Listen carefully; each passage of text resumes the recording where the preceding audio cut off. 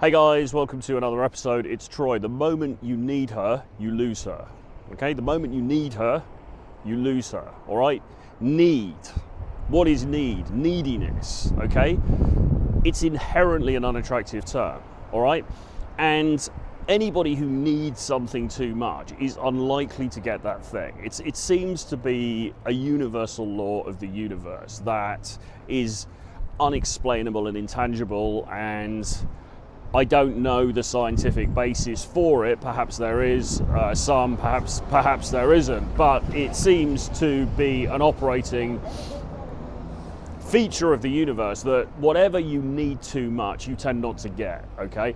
And this counts especially in intergender dynamics. It counts especially in relationships between men and women, because if you appear to need her too much, it tends to put her off, okay? Why might that be? Why? I mean, how does that even make sense, right? And this is, you think about a lot of this dating stuff, the reason that I make so many videos about it and talk about it so much is because it's very nuanced, and a lot of it's very counterintuitive. Because you would think, on the surface of it, well, everybody wants to be loved, all right? Everybody wants to be admired. Everybody wants to be desired, fancied, whatever. So if you're offering those things to a woman, then surely she's going to lap it up. Surely she's going to welcome that with open arms. You would think so, wouldn't you? That would make sense.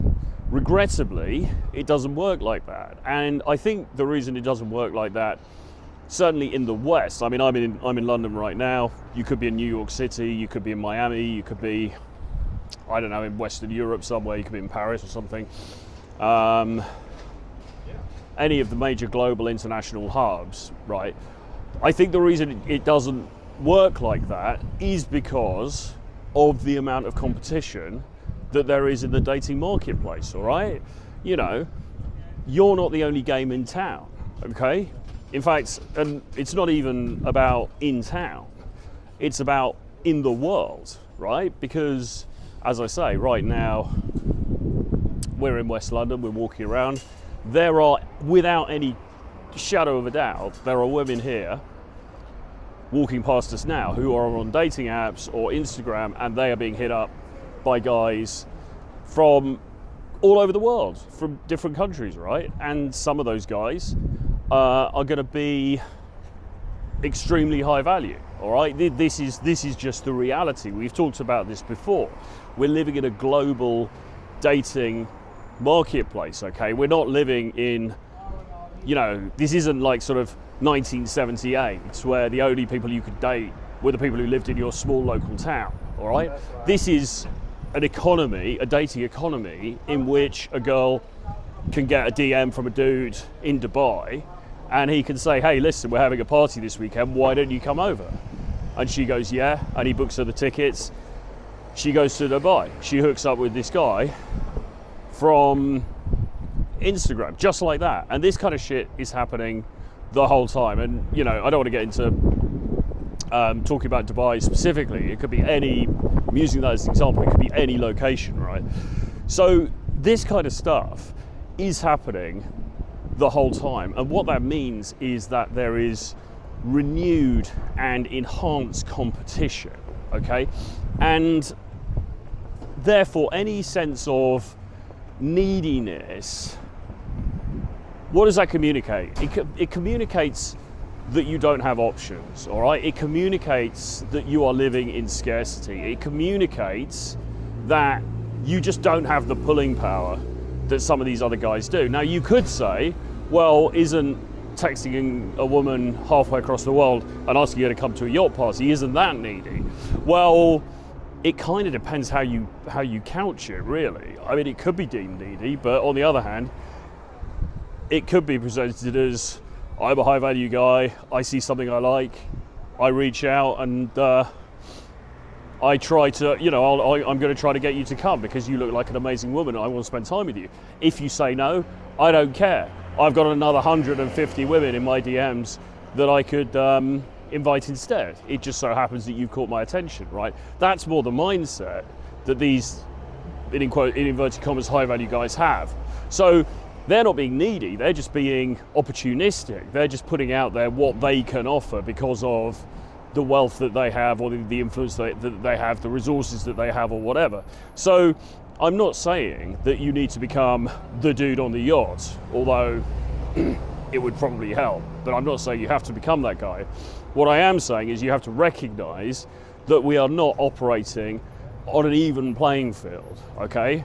And as a consequence of that, your sort of neediness, your grasping, you're desperately trying to make something happen with this particular woman seems pathetic.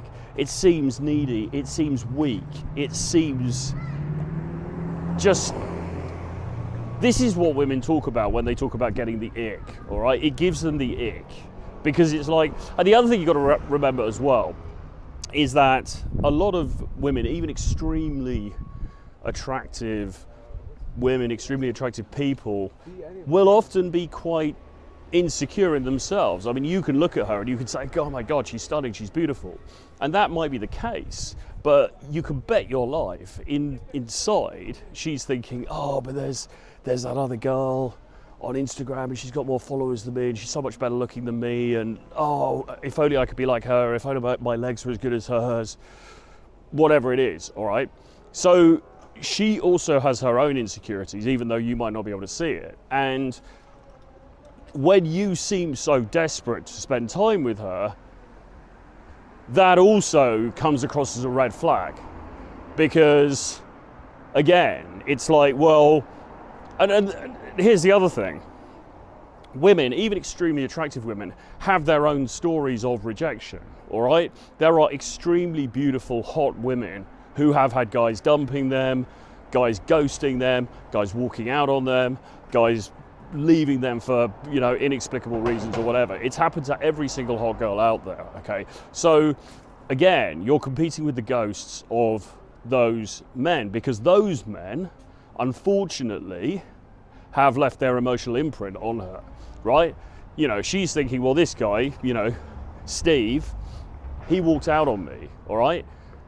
What does that communicate? He probably had options. He probably had other places where he could be. He probably had other opportunities in the dating marketplace. You, on the other hand, are replying to my every single DM with 1,000 emojis. You're liking all my pictures. You're messaging me all the time. You're messaging me good morning and good night. You're asking me out on dates all the time.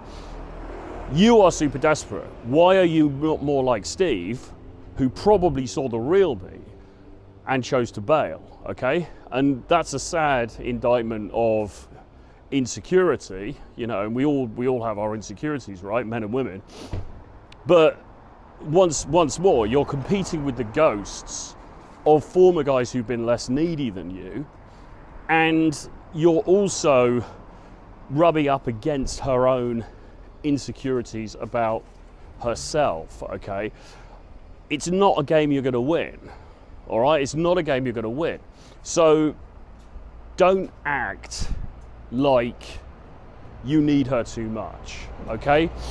Be a bit restrained, especially in the early stages. It's fine to reach out. It's fine to show that you're interested to an extent, but you don't need her, okay? You want her, but you don't need her. That's the important distinction, and that's the thing that's going to make the difference. Anyway, hope you enjoyed this one. Do give me a like, write a comment below, let me know what you think. Share this with a friend. Subscribe to the channels. If you're interested in coaching with me, I offer a variety of different options.